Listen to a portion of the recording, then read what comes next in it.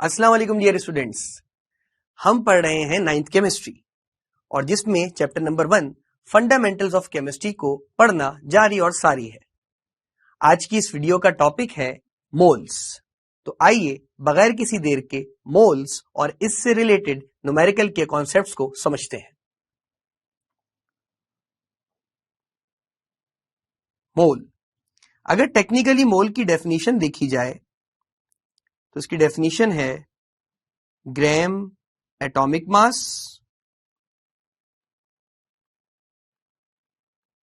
Gram molecular mass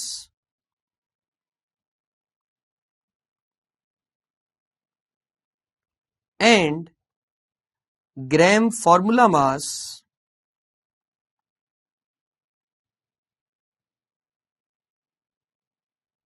of a substance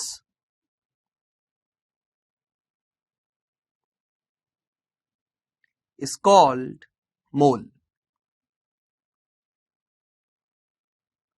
अब यकीनन आप सबके जहनों में ये सवाल आएगा कि अपनी प्रीवियस वीडियोस में हमने एटॉमिक मास, मॉलिक्यूलर मास और फॉर्मूला मास की यूनिट्स तो एएमयू पढ़े थे, यानी एटॉमिक मास यूनिट। तो फिर ये क्या माजरा है कि मोल की डेफिनेशन में हमने ख्वाह वो एटॉमिक मास हो, मॉलिक्यूलर मास हो या फॉर्मूला मास हो, इन सबको ग्राम कंसिडर किया। तो इनके नाम से ही इनकी एक्सप्लेनेशन वाजे है। मतलब यानी ऐसा एटॉमिक मास जिसे ग्राम में एक्सप्रेस किया जाए उसे ग्राम एटॉमिक मास कहेंगे।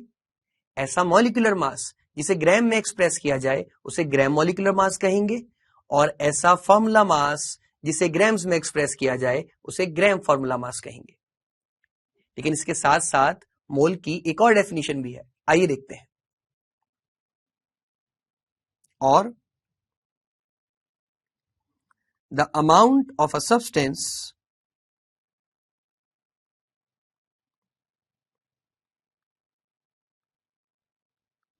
which is equivalent to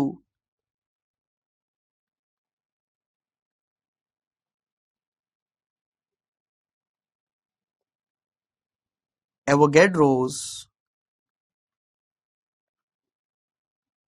number whose value is 6.02 10 raised to the power 23, यानी किसी भी सब्सटेंस की वो वैल्यू जो एवोगैड्रोस नंबर के इक्विवेलेंट हो। मिस्टर एवोगैड्रो ने हमें एक बहुत अच्छा कन्वेंशनल यूनिट बताया। वो यूनिट है क्या, इस बात को समझने से पहले आइए एक नॉर्मल डिस्कशन करते हैं। हम सबकी होलसेल मार्केट में एक वैल्यू, एक स्टैंडर्ड यूनिट होता है जो इंसानों ने बनाया, जिसे हम कहते हैं डजन, यानी दर्जन। और उस डजन में जो क्वांटिटी होती है वो इंसानों की बनाई करता है। मतलब 1 डजन इक्विवेलेंट टू 12। अब चाहे मैं 1 डजन एग्स लेने जाऊं मार्केट में, वो भी 12 आएंगे। मैं 1 डजन बनाना लेने जाऊं, वो भी 12 आएंगे। मैं 1 डजन ऑरेंजेस लेने जाऊं, वो भी 12 ही आएंगे। इसका मतलब डजन एक ऐसा स्टैंडर्ड यूनिट बना दिया गया जिसके अंदर मजीद 12 क्वांटिटी पाई जाती है। अब अगर आज के दौर में इसे कोई अपोज करे कि हम तो 1 डजन में 13 क्वांटिटी लेकर आएंगे, तो डेफिनेटली उसे यूनिवर्सली एक्सेप्ट नहीं किया जाएगा, या जिन जगहों पे यूनिट स्टैंडर्डाइज है वहां पे उसे एक्सेप्ट नहीं किया जाएगा। इसी तरह केमिस्ट्री की साइंटिफिक सोसाइटी में मिस्टर एवोगैड्रो ने एक कन्वेंशनल स्टैंडर्ड यूनिट बनाया छोटे एटम्स और पार्टिकल्स को स्टैंडर्डाइज करने के लिए, जिसकी वैल्यू रखी गई 1 और उसे कहा गया 1 मोल। तो इसका मतलब एक आम इंसान की जिंदगी में अगर 1 डजन में 12 क्वांटिटी है तो केमिस्ट्री की लैंग्वेज में, केमिस्ट्री की सोसाइटी में 1 मोल में 6.02 10 raise to the power 23 particles मौजूद होंगे। ये कॉन्सेप्ट आपने हमेशा जहन में रखना है। क्यों? क्योंकि नंबर ऑफ पार्टिकल्स लातादाद हैं, बेशुमार हैं, जिन्हें स्टैंडर्डाइज करना बहुत जरूरी था। तो मिस्टर एवोगैड्रो ने अपनी कन्वेंशनल कैलकुलेशन से एक स्टैंडर्ड यूनिट हमें बताया जिसे कहते हैं 1 मोल, और जो कि इक्विवेलेंट होता है एवोगैड्रो नंबर के, जिसकी वैल्यू है 6.02 10 raise to the power 23 number of particles. आइए देख लेते हैं। 1 मोल, ये बात आपने याद रखनी है students. 1 mole of any chemical substance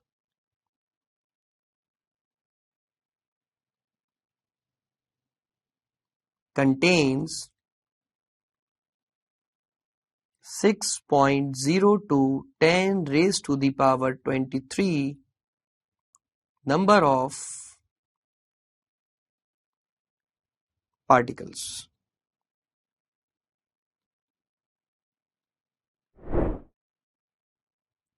Avogadro's number.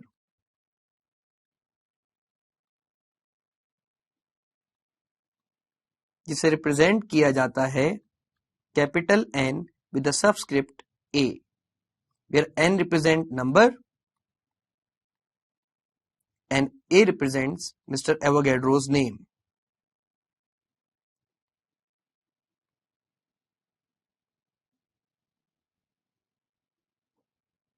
और ये value 6.02 10 raised to the power 23 के इक्विवेलेंट होती है। अब यहाँ एक बहुत बड़ा कॉन्सेप्ट है स्टूडेंट्स, क्योंकि ऊपर नाम लिया गया है एटम के ग्राम एटॉमिक मास का, मॉलिक्यूल के ग्राम मॉलिक्यूलर मास का, और किसी फॉर्मूला रिप्रेजेंटेशन के किसी फॉर्मूला मास के ग्राम फॉर्मूला मास का। तो आइए इससे रिलेटेड ये एग्जांपल समझते हैं। अगर मेरे पास 1 मोल ऑफ लिथियम मौजूद है, लिथियम एक सिंगुलर कॉम्पोजिशन है, तो हम इसे एलिमेंट कंसिडर करेंगे, यानी एक सब्सटेंस जो कि अपनी एलिमेंटल फॉर्म में मौजूद है।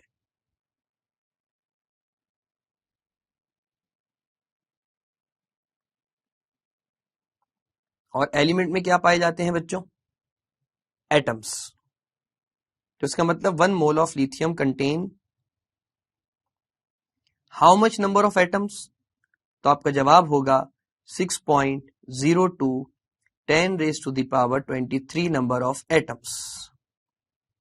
क्योंकि 6.02 एक्सपोनेंशियल 23 पार्टिकल्स तीनों नेचर के एतबार से हो सकते हैं। ये एटम्स भी हो सकते हैं पार्टिकल्स किसी एलिमेंट के, ये मॉलिक्यूल्स भी हो सकते हैं, और ये फॉर्मूला यूनिट्स भी हो सकते हैं। फॉर्मूला यूनिट से मुराद है आयॉन्स।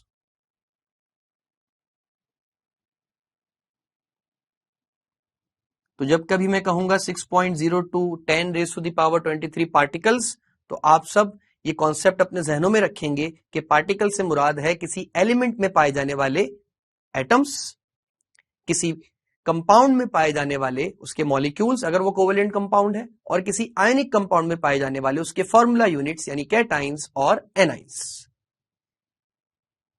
तो 1 मोल ऑफ लिथियम जो कि एक सिंगुलर कॉम्पोजिशन है, एक एलिमेंट है, इसमें 6.02 10 raised to the power 23 atoms पाए जाते हैं।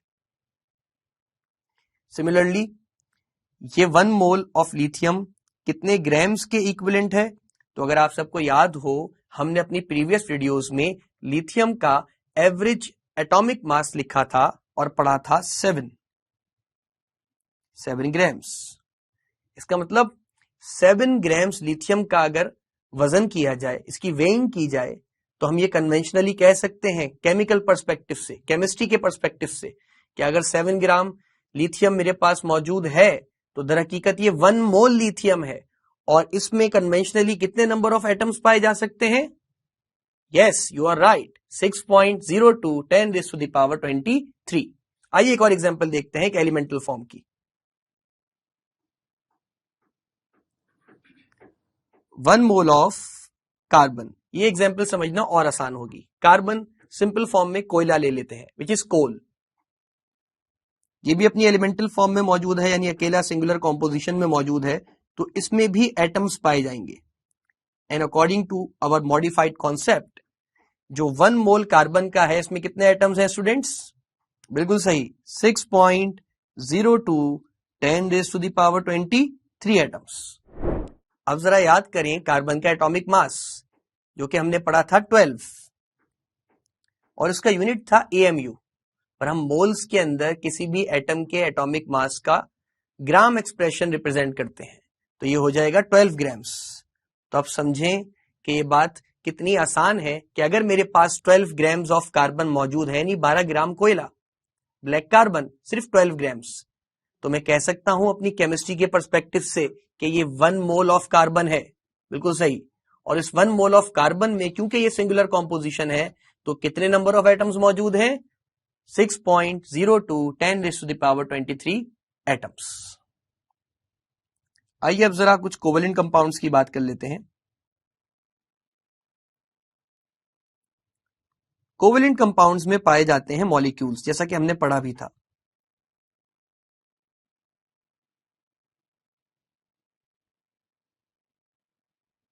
One mole of H2O contains how much number of molecules? इनमें मॉलिक्यूल्स पाए जाते हैं। तो आपने बगैर झिझक के कहना है 6.02 10⁻23 मॉलिक्यूल्स। और अगर याद हो तो हमने वाटर का मॉलिक्यूलर मास कैलकुलेट किया था कुछ इस तरह, जिसमें हमारे पास 2 हाइड्रोजन के एटम्स थे और 1 ऑक्सीजन का एटम था। और एटॉमिक मासेस हम लिस्ट से देख सकते हैं एटॉमिक मासेस की। तो हाइड्रोजन का एटॉमिक मास होता है 1 और ऑक्सीजन का एटॉमिक मास होता है 16। तो हमारे पास आंसर आ रहा था 18। पर यह बात याद रहे कि जब हम मोल कंसिडर कर रहे होंगे किसी भी मॉलिक्यूल के, तो उसके मॉलिक्यूलर मास को एएमयू में एक्सप्रेस नहीं करेंगे, बल्कि हम यूनिट लिखेंगे ग्राम्स। तो इसका मतलब 18 grams of water are basically 1 mole of water, which contains how much number of molecules? Yes, you are right.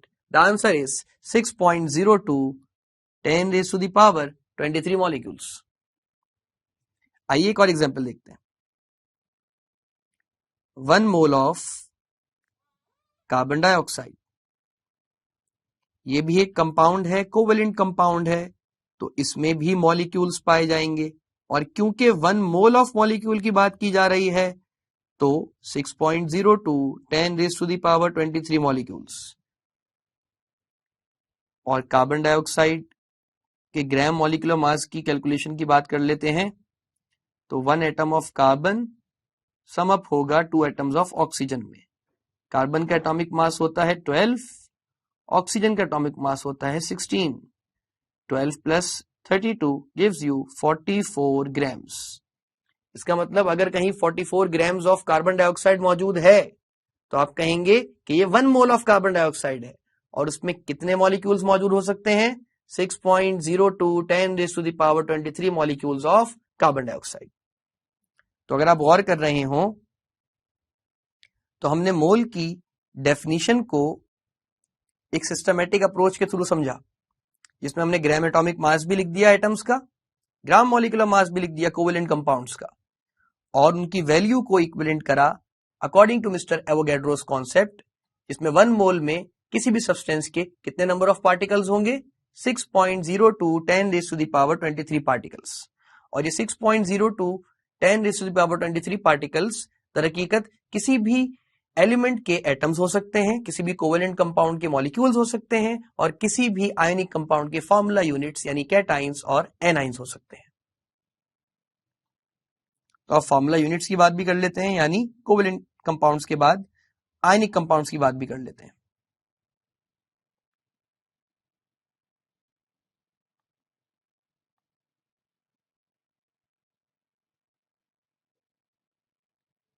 Ionic compound,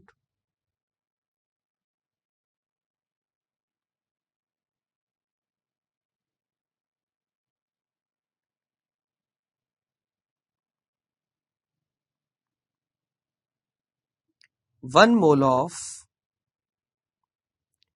sodium chloride, that is NaCl, हमारे घर में पाए जाने वाला नमक जो हम खाने में इस्तेमाल करते हैं, contains how much number of cations and how much number of anions. Ionic compound के अंदर इस बात का ख्याल रखना है कि जो फॉर्मूला यूनिट्स होंगे, यानी कैटाइंस होंगे या एनाइंस होंगे, उनको अलग अलग काउंट किया जाएगा। यानी यहां Na पॉजिटिव और Cl नेगेटिव के 1 मोल इंडिविजुअली काउंट होंगे। तो 1 mole of Na positive contains how much number of cations? जवाब बिल्कुल सेम है, 6.02 10 raised to the power 23 cations. और कितने एनाइंस मौजूद हैं, यानी क्लोराइड आइंस मौजूद हैं? तो ये भी जवाब बिल्कुल सेम है 1 मोल के लिए, 6.02 एक्सपोनेंशियल 23 एनाइंस। कलेक्टिवली इनका फॉर्मूला मास क्या होगा, ये भी देख लेते हैं। 1 फॉर्मूला यूनिट है हमारे पास सोडियम का, और 1 ही फॉर्मूला यूनिट है हमारे पास क्लोरीन का, दैट इज क्लोराइड। सोडियम का एटॉमिक मास 23 होता है, क्लोराइड का एटॉमिक मास 35.5 होता है। इनको सम अप करेंगे तो आंसर आएगा 58.5 ग्राम्स। इसका मतलब अगर हमारे पास 58.5 grams of common salt that is sodium chloride मौजूद है, तो हम कहेंगे ये 1 मोल ऑफ सोडियम क्लोराइड है। और 1 मोल ऑफ सोडियम क्लोराइड में कितने कैटाइंस और एनाइंस पाए जा सकते हैं?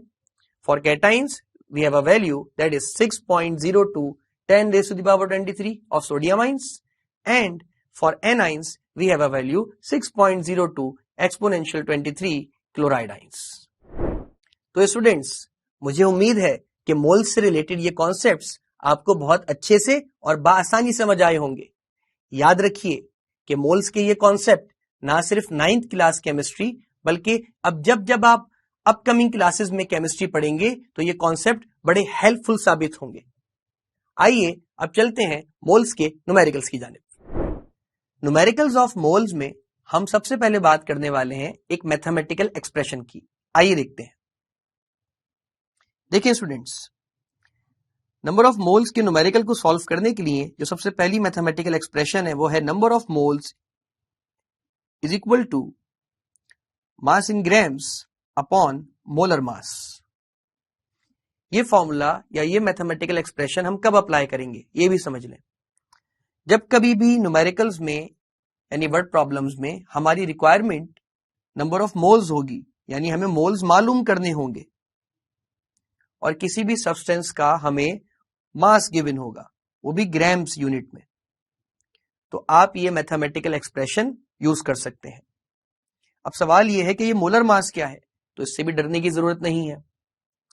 किसी भी एटम का ग्राम एटॉमिक मास, किसी भी मॉलिक्यूल का ग्राम मॉलिक्यूलर मास, और किसी भी फॉर्मूला यूनिट का ग्राम फॉर्मूला मास जो कि 1 मोल को एक्सप्रेस करे, जो हम पीछे पढ़कर आ चुके हैं, वो मोलर मास कहलाता है। यानी एक बहुत सादा सी टर्म है। मतलब अमूमन हम एटम के लिए टर्म लिखेंगे ग्राम एटॉमिक मास, मॉलिक्यूल के लिए टर्म लिखेंगे ग्राम मॉलिक्यूलर मास, और फॉर्मूला मास के लिए टर्म लिखेंगे ग्राम फॉर्मूला मास। तो हमने इस मुश्किल से अपने आप को बचाने के लिए एक सिंगुलर टर्म असाइन कर दी जो कि है मोलर मास, और जो कि 1 मोल को रिप्रेजेंट करेगा। तो इसका मतलब अब ख्वाह वो किसी एटम का ग्राम एटॉमिक मास हो, किसी मॉलिक्यूल का ग्राम मॉलिक्यूलर मास हो, या किसी फॉर्मूला यूनिट का ग्राम फॉर्मूला मास हो, हम सबको एक ही टर्म से एक्सप्रेस करेंगे जिसका नाम है molar mass.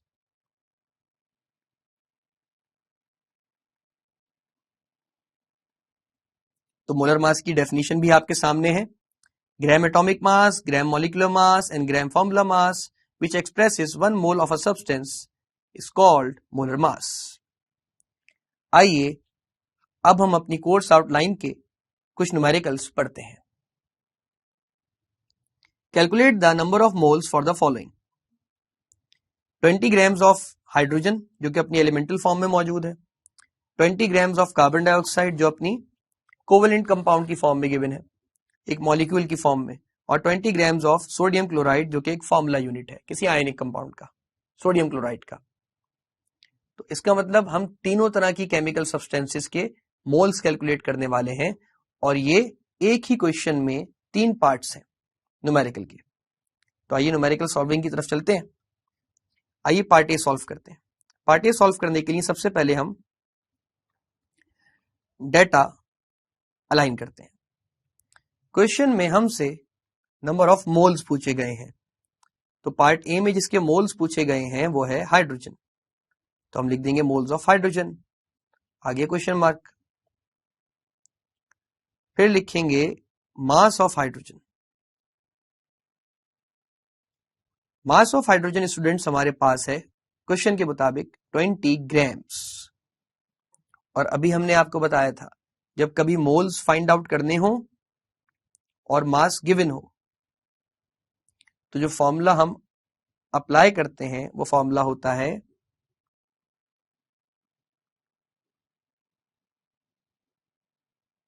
Number of moles equal to mass in grams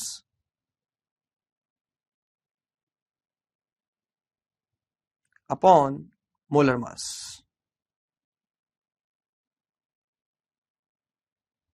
यानी यहां हमें मोल्स ऑफ हाइड्रोजन मालूम करने हैं।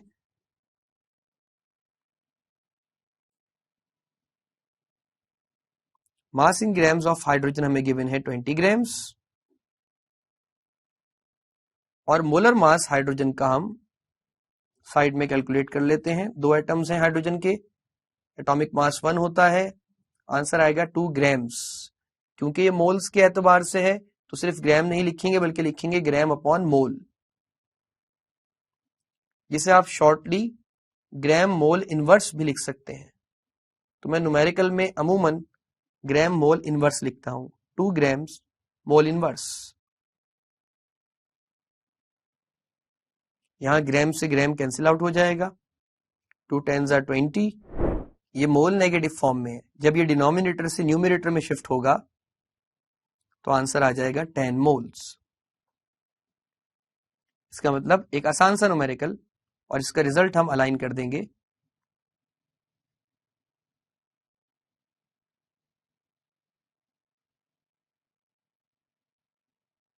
The number of moles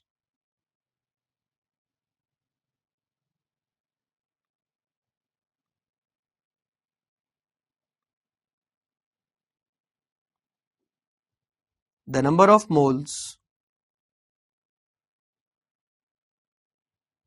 of hydrogen are found to be 10 unit आ जाएगा मोल।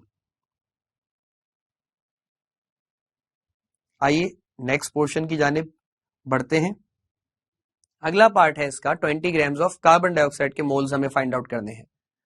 सेम मेथोडोलॉजी पे आइए पार्ट बी सॉल्व करते हैं।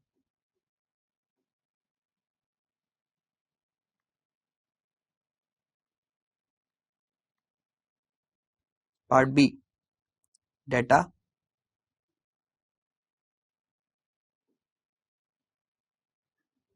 मोल्स ऑफ कार्बन डाइऑक्साइड हमने फाइंड आउट करने हैं, question mark. Mass of carbon dioxide हमें गिवन है जो कि है क्वेश्चन के मुताबिक 20 grams. According to the requirement and given values हमारे पास जो फॉर्मूला अप्लाई होगा वो होगा number of moles equal to mass in grams upon molar mass. तो अगर यही चीज हम अप्लाई करें सोल्यूशन के तौर पे कार्बन डाइऑक्साइड के लिए तो फॉर्मूला हो जाएगा moles of carbon dioxide, mass of carbon dioxide question में गिवन है 20 ग्राम्स। आइए मोलर मास यानी gram molecular mass of carbon dioxide calculate कर लेते हैं साइड पोर्शन में। 1 atom of carbon, atomic mass of carbon is 12, 2 atoms of oxygen, atomic mass of oxygen is 16. So we will get 44 gram mole inverse. एक बार फिर molar mass का unit आप सबको बताता चलूं कि हम सिर्फ ग्राम्स नहीं लिखेंगे, हम लिखेंगे ग्राम मोल इनवर्स या ग्राम अपॉन मोल। 44 ग्राम मोल इनवर्स, ग्राम से ग्राम कैंसिल। आप जब अपने साथ इस न्यूमेरिकल की कैलकुलेशन करेंगे तो आपके पास आंसर आएगा, और डेफिनेटली करिएगा वीडियो पॉज करके, तो आपके पास आंसर आएगा 0.454 मोल ऑफ कार्बन डाइऑक्साइड। आइए इसका रिजल्ट भी लिख लेते हैं।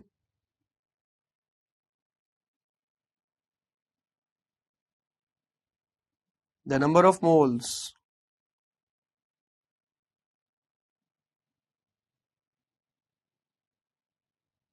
of carbon dioxide are found to be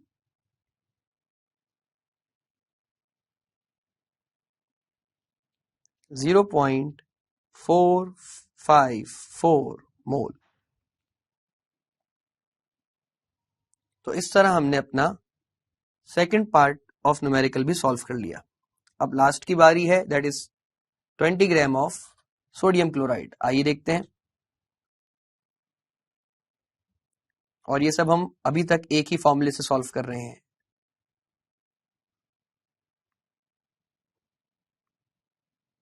part C, data.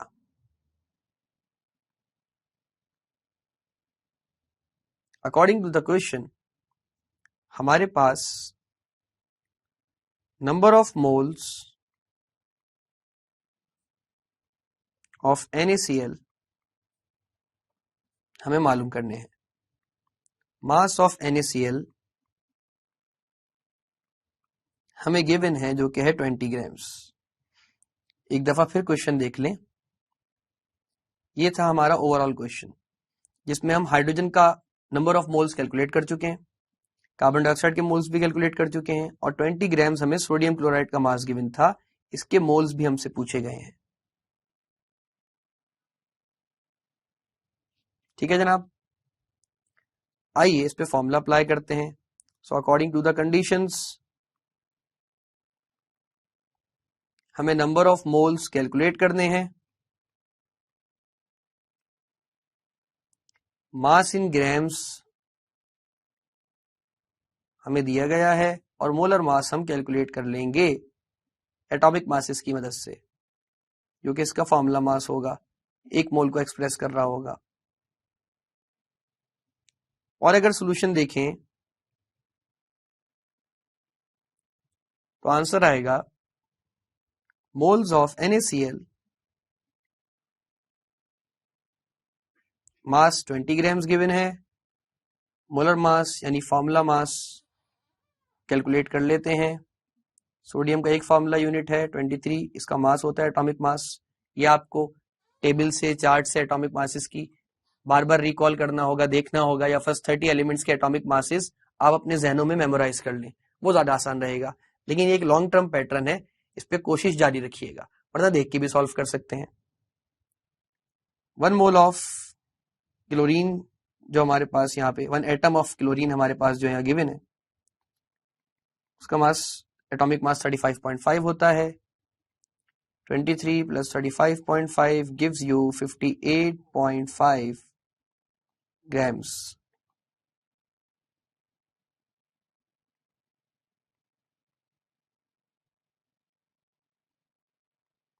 ग्राम से ग्राम कैंसिल कर दें तो हमारे पास आंसर आएगा 0.314।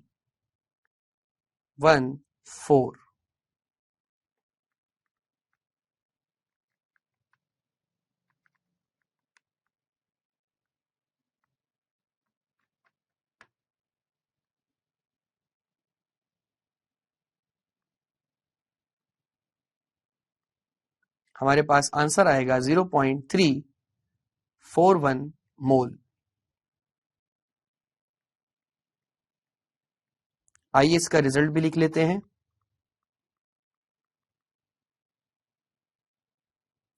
The number of moles